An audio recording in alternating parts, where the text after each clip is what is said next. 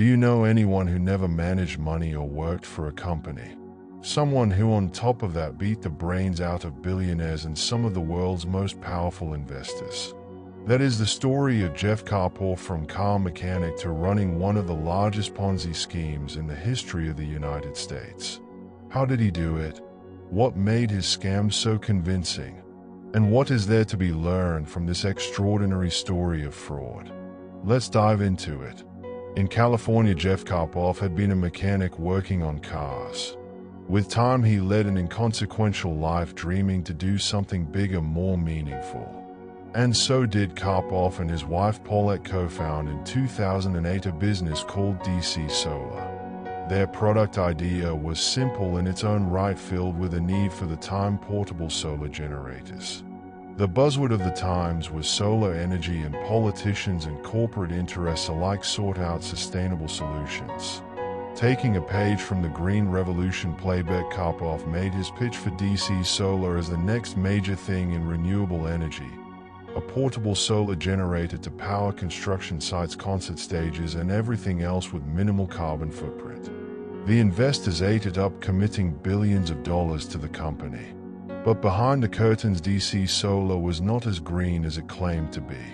Instead, it was hiding something much more sinister. Here is how Carpoff's scam worked. DC Solar sold portable generators to investors with promises of tax benefits and guaranteed lease payments. These generators were said to be leased out to end users, creating a steady revenue stream. However, most of the generators did not exist and the lease payments were fictitious. Carpoff followed the classic Ponzi scheme model, paying old investors with money from new ones.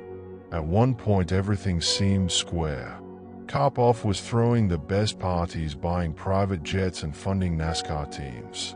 His lifestyle spoke for the credibility of his image. Who wouldn't want to live this lifestyle? Even big corporations and banks fell for it, including Berkshire Hathaway. How did this happen? Renewable energy was all the rage, and investors wanted to get in on the ground floor. Carpoff capitalized on this trend by marketing DC Solar as a revolutionary concept.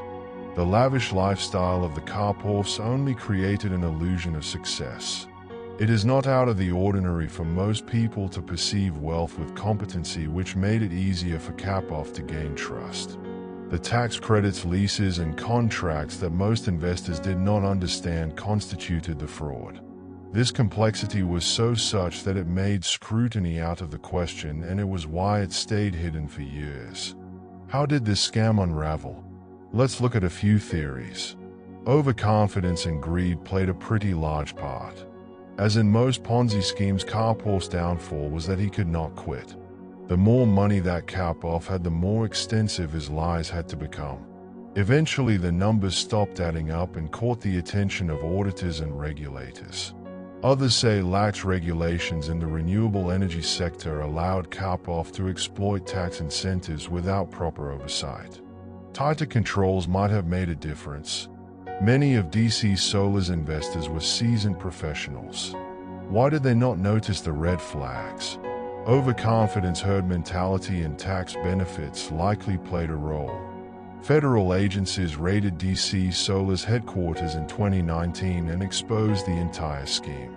Jeff Carpoff pleaded guilty to wire fraud and money laundering charges, receiving a sentence of 30 years in prison.